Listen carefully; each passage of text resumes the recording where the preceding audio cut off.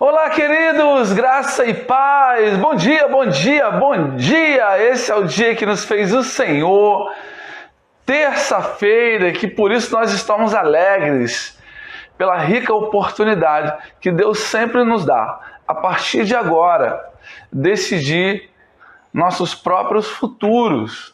Bom, e é disso que se trata, né? Essa pequena série de vídeos que eu tenho tentado fazer todos os dias, até o dia das eleições, para que a gente possa fazer aquele trabalho de formiguinho, né? Falar de coração para coração sobre coisas importantes. Queridos, de tempo em tempo a humanidade enfrenta algum tipo de dificuldade. De tempos em tempos, certas civilizações recebem a rica oportunidade de testar e testificar de verdades espirituais.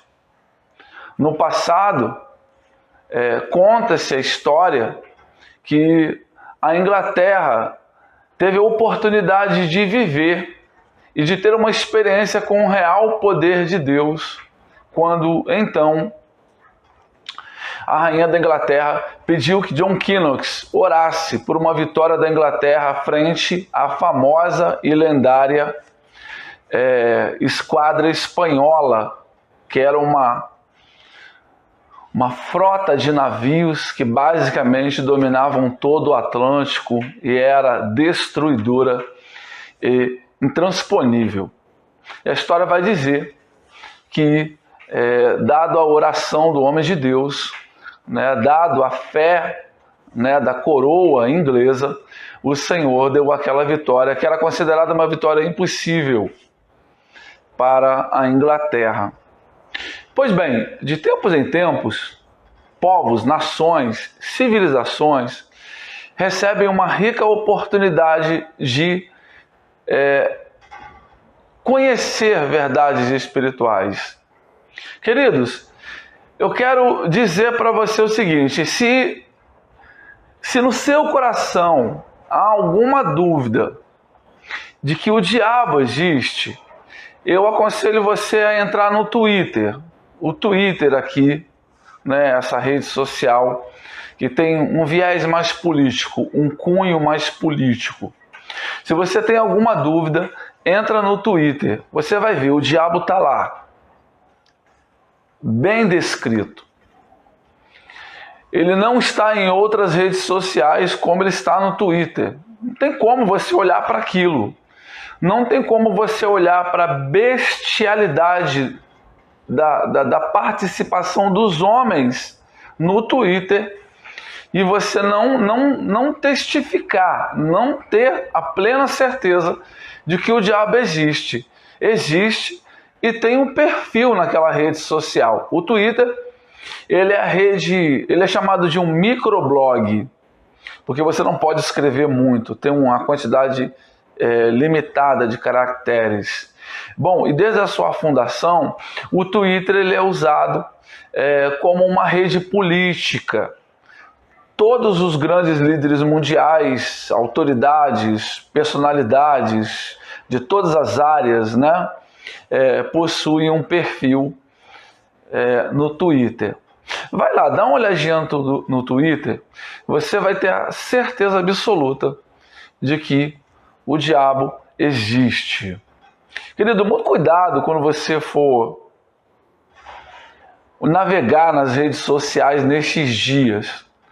Porque estes dias são dias em que toda essa paixão política, ao invés de revelar o melhor que há em nós, irmãos, está revelando toda a bestialidade, toda a imundícia que nós herdamos da queda adâmica. Que Deus nos perdoe. Mas bom, para o vídeo não ficar longo, vamos lá. Olha só, no cabeçalho desse vídeo está escrito o seguinte: Deus usa a igreja para revelar o seu interesse por todas as coisas que dizem respeito à vida dos homens. Queridos, hoje nós passamos e temos alguns movimentos entre nós, nomeados com algumas palavras, até muito bacanas, né? Por exemplo, hoje a humanidade, para o bem ou para o mal, ela tem passado por um momento de revisionismo histórico. É quando pessoas desse presente século tentam analisar uma coisa que aconteceu há 100 anos atrás e tentam reescrever o seu significado. Por exemplo, no mundo árabe, há muitos líderes árabes que alegam que o Holocausto não existiu. Esse é um revisionismo histórico. Bom, tem muita gente que diz que os 100 milhões de pessoas que morreram até hoje pelas mãos do comunismo, do socialismo, na verdade não foram tantas pessoas assim. O mundo, em determinados lugares, passa por um movimento de revisionismo. É quando você pega um fato histórico e tenta fazer uma releitura dele de um ponto de vista que você tem ideológico, religioso e por aí vai. Irmãos, isso sempre é muito perigoso. É claro que há coisas que merecem um revisionismo. Por exemplo, a história da ditadura no Brasil é um momento histórico que precisa de um revisionismo.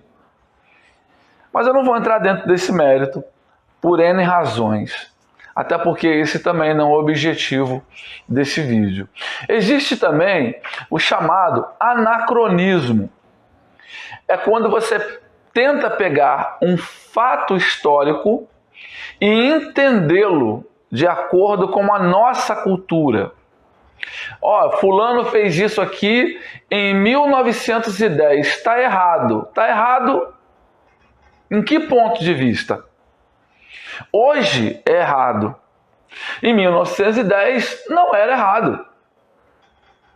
Em 1910, se uma mulher engravidasse antes de casar, certamente ela seria expulsa de casa pelo seu pai e pela sua mãe. Em 1910, isso era errado. Hoje é impensável que uma pessoa engravide fora ou antes do casamento e seja expulsa de casa pelos seus pais. Porque nós estamos em 2022. Então, quando eu pego um fato cultural de um determinado século ou de uma determinada década e tento julgar isso pelo padrão presente, isso se chama anacronismo. Bom, mas eu não quero falar nem do revisionismo e nem do anacronismo. Eu quero falar também de um outro fator que é muito perigoso e se chama reducionismo. É quando você pega o mérito que existe em alguma coisa e você reduz esse mérito a níveis medíocres, a níveis ridículos. Por exemplo, hoje, devido à Agenda 2030, e eu quero que você pesquise sobre isso, dá lá um Google, Agenda 2030, os tópicos da Agenda 2030. Você vai perceber que por causa de algumas propostas da Agenda 2030, existe um reducionismo do papel e da importância do homem. Reducionismo é quando você pega o papel de uma figura, o papel de um acontecimento, o papel de uma instituição e você diminui isso a níveis ridículos, a níveis medíocres. Por exemplo, hoje o papel do homem, a força do homem, a importância do homem, por causa da Agenda 2030, está sendo reduzida a um nível ridículo. Não só o papel do homem, na verdade, toda a estrutura patriarcal que trouxe o mundo até esse presente estado em que nós estamos vivendo, ele está sistematicamente sendo reduzido. O patriarcado, o papel do homem, o papel da família, né? O papel do homem como provedor, o papel do homem como figura de força, como figura de autoridade, está sofrendo processo de redução, reducionismo. Ora, agora eu vou chegar exatamente onde eu quero. O que mais, pastor, nesses dias está sofrendo um papel de redução? A igreja. A igreja, por questões ideológicas, por questões políticas, por questões sociais, tem exercido força sobre a igreja para reduzir a sua importância, para reduzir a sua relevância, para reduzir a sua atuação. Queridos, não são em lugares isolados que você ouve crentes dizendo que pastores e líderes não devem se envolver com a política. No meu convívio pessoal, aliás, isso já foi motivo de aborrecimento entre eu e muitos amigos da minha infância, da minha adolescência.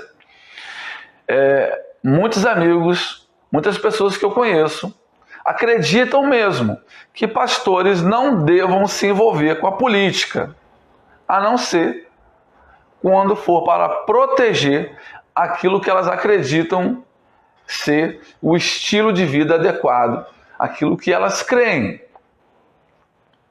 A igreja hoje, ela sofre um severo ataque no seu papel, na sua atuação, na sua importância. Hoje, o mundo exerce um papel para reduzir a importância da igreja, o seu papel no mundo. Por quê, pastor? Por que o mundo quer reduzir, quer colocar a figura da igreja dentro desse reducionismo? Eu vou te explicar por quê. Porque se nós já não estamos vivendo, nós estamos às portas de Apocalipse. E como você bem sabe, Apocalipse, na melhor síntese, Apocalipse é a luta do bem contra o mal, da luz contra as trevas, da abundância contra a escassez, da riqueza contra a pobreza, da vida contra a morte. Ora, se Apocalipse é a mais simples luta do bem contra o mal, quem são os representantes do mal em Apocalipse? Ora, em Apocalipse, nós temos duas grandes figuras que representam o maligno, o capiroto, o Satanás, o camulhão, um demoniado. Quem são essas figuras? Ora, a primeira figura, a figura política, é o anticristo. O nome já diz, anticristo. E a segunda figura importante, representante do mal em Apocalipse, é o falso profeta. Em algum momento de Apocalipse, você vai perceber que o anticristo e o falso profeta vão dar as mãos e juntos vão acelerar, eu quero que você guarde essa palavra, juntos vão acelerar o processo de destruição da humanidade e da criação de Deus. Enquanto nós estamos aqui, enquanto você está assistindo esse vídeo, enquanto eu estou falando, o diabo, seus principados, suas potestades, suas hostes da maldade, estão trabalhando no mundo para que esse caminho do anticristo e do falso profeta seja pavimentado. Ora, querido, se o inferno tem como seus representantes na terra uma figura política e uma figura religiosa, a construção, tá? Irmãos, não sou eu que estou falando isso. É o livro de Apocalipse, é o querigma apostólico ensinado por Paulo, por Pedro, por João, encontrado abundantemente no Novo Testamento. Não importa de que vertente religiosa você seja, se na sua Bíblia tem Tessalonicenses, se na sua Bíblia tem Pedro, se na sua Bíblia tem Apocalipse, querido, então isso está lá. O inferno tem como representante na Terra a figura do anticristo, que é uma figura política, e a figura do falso profeta, que é uma figura religiosa. Queridos, e Deus colocou a igreja na terra para que a igreja exerça poder para destruir tanto os planos do anticristo quanto os planos do falso profeta. Porque enquanto essas duas figuras não dão a mão, o fim não chegou e não chegará. Vai chegar um determinado momento em que essas coisas vão acontecer, porque Deus vai permitir que elas aconteçam. Mas elas não vão acontecer antes da permissão de Deus, porque Deus colocou a igreja na terra. E a igreja é o real interesse de Deus por todas as coisas. Por meio da igreja, Deus exerce vigilância sobre as civilizações. Nossa, se você não entendeu isso, irmão. Pai Celeste. Pastor, por que o diabo ataca tanto a igreja? Porque a igreja atrapalha a plena pavimentação desse caminho do diabo. A igreja, ela é um instrumento de Deus para exercer vigilância, a fim de que o diabo não acelere os seus planos, a fim de que o fim não aconteça antes do tempo que Deus determinou. Porque, queridos, você acha que o diabo está satisfeito e feliz de ter que esperar um tempo que Deus determinou? Pelo diabo, ele já estava destruindo tudo agora. Porque o diabo vem para matar, roubar e destruir. Ele já veio. Ele só não consegue fazer o que Deus, o que ele quer, porque Deus não deixa. Jesus falou, o diabo vem para matar, roubar e destruir. Ele já está aí. E por que ele não fez isso? Porque por meio da igreja, o Espírito Santo exerce vigilância. Não deixa ele adiantar aquilo que não tem que ser adiantado. Pastor, política não é um assunto de igreja. Então, querido, o reducionista é você. Olha, eu quero dizer para você, porque a gente fala muito sobre essa questão da blasfêmia contra o Espírito Santo, né? Queridos, chega quase a ser uma blasfêmia dizer que política não é assunto de igreja. Chega a ser quase um pecado contra Deus, irmãos. Dizer que política não é um assunto de igreja, de pastor, uma coisa na qual nós devamos nos envolver ou nos interessar.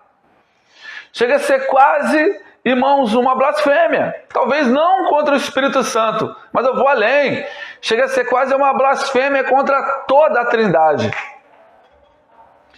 E para deixar isso bem claro para você, do real interesse de Deus pelas questões políticas da terra, das nações e das civilizações, eu vou ler para você esse texto que se encontra em Apocalipse, capítulo 1, bem na saudação de João. João, que escreve Apocalipse, alegando estar escrevendo não só da sua parte, como da parte de Deus.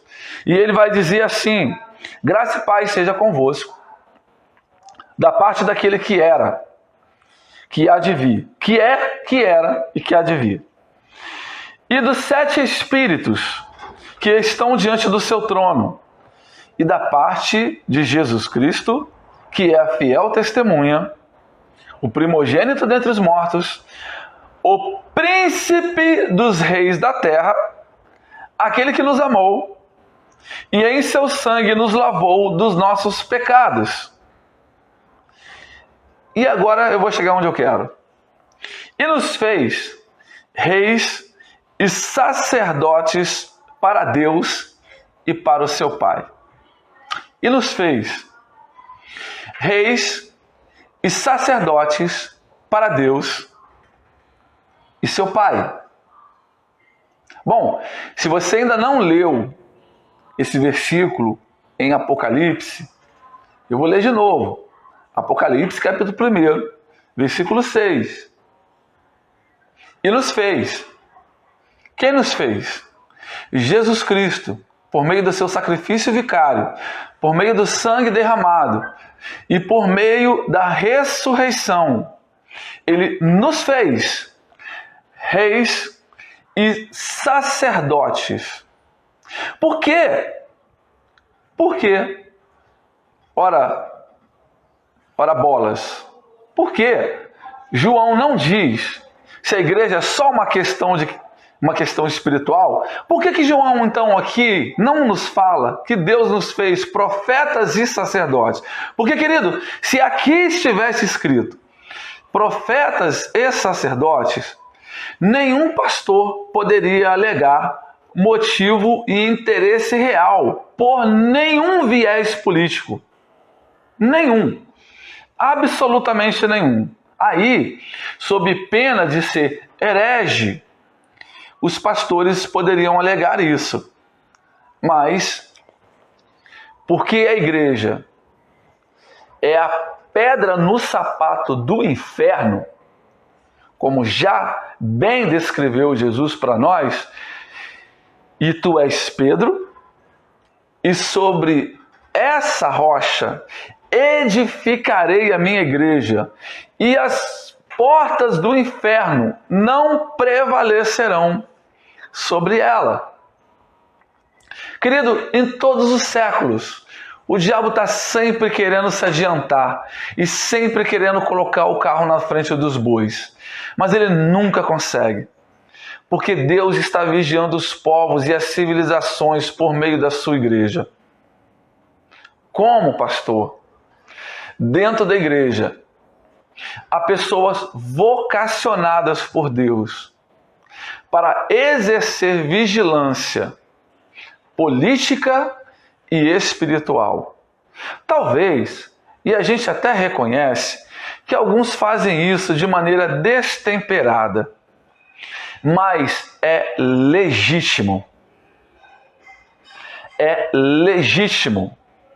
Deus, por meio da igreja, revela o seu real interesse no bem-estar das nações, sendo Ele mesmo, por meio da igreja, a pedra no sapato do inferno. Como? Deus dá sabedoria aos homens, para que por meio da sua inteligência e da sua obediência, porque você bem leu isso lá em Romanos, Deus toma vingança por meio da obediência dos seus servos. Deus exerce vingança por meio da obediência dos seus servos. Romanos capítulo 1. Deus, por meio da inteligência e da obediência dos homens, lavados e remidos no seu sangue, frustra, ora, as ações malignas que têm natureza e viés político. O espírito do anticristo é frustrado na igreja por meio do espírito de reis que Deus dá aos homens. Ora, o espírito do falso profeta é frustrado pela ação da igreja por meio do espírito sacerdotal que Deus dá aos homens. E se você acha, querido, se você acha que política e religião não se misturam, você está fazendo isso sob pena de ser um herege diante da Trindade.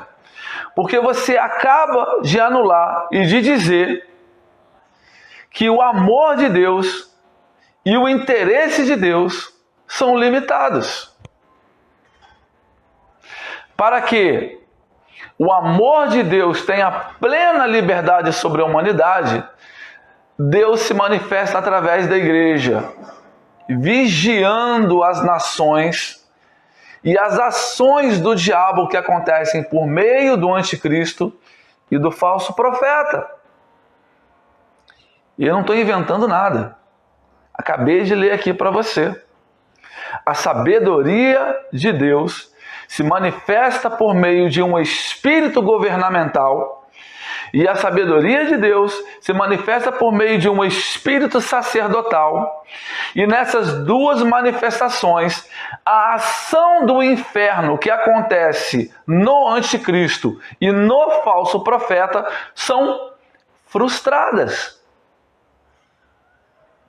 De modo que eu tomo o papel de idiota, de modo que eu tomo o papel de imbecil, de modo que com o risco real de perder a minha salvação, eu reduzo o papel da igreja, alegando que o interesse real de Deus no bem-estar dos homens é limitado.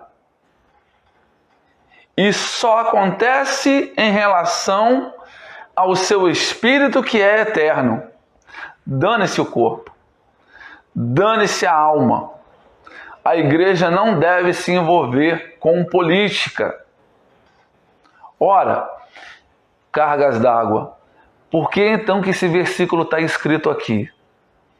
E por que então que o próprio Espírito de Jesus Cristo dá testemunho de que ele separou homens dentro da igreja para exercer autoridade governamental e autoridade sacerdotal?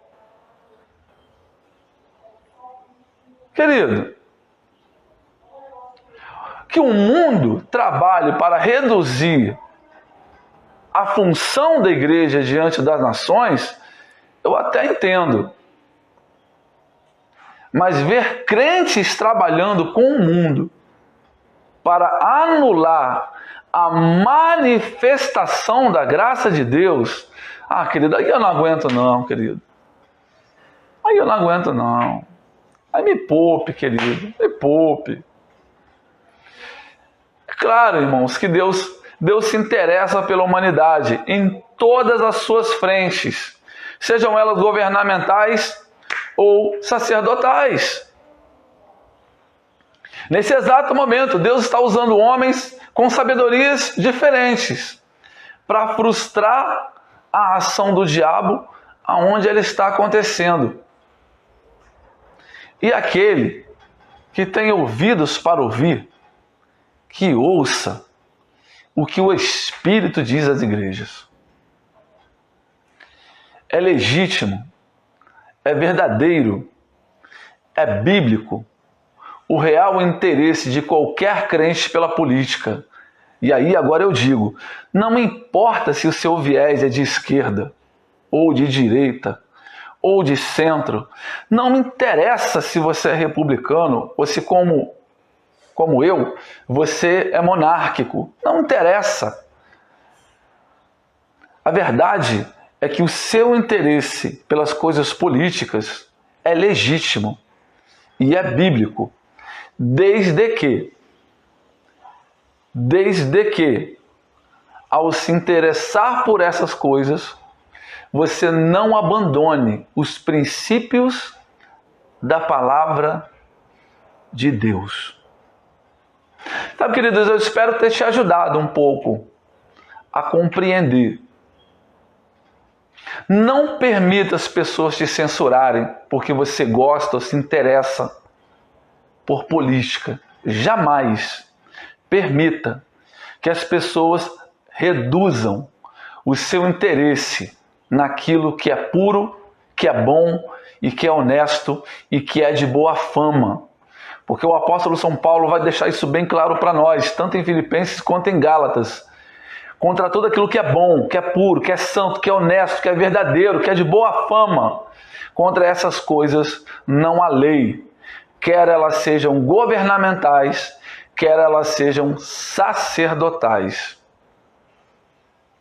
Que Deus te abençoe ricamente nessa terça-feira que nos fez o Senhor. Me ajude, compartilhe essa live. Quero mandar um beijo, um abraço aí para o reverendo Everton Nascimento, né, de Casimiro de Abreu. Que Deus te abençoe, reverendo. Tá? Deus te abençoe aí ricamente. Meu primo que está me assistindo, meu primo Miguel Gomes, né, lá do Espírito Santo, da Igreja Cristã Maranata. Maranata que é uma potência no Espírito Santo. Por falar nisso, nesse exato momento, Deus quer usar você para frustrar os planos do inferno. Quer eles estejam vindo até nós pela figura do anticristo, quer eles estejam vindo até nós pela figura do falso profeta. Deixe Deus usar você como rei e sacerdote. Deixe Deus usar você para destruir as obras do inferno. Olha, beijo no teu coração. Me ajuda aí, compartilha para que outras pessoas sejam abençoadas por essa palavra, no nome de Jesus.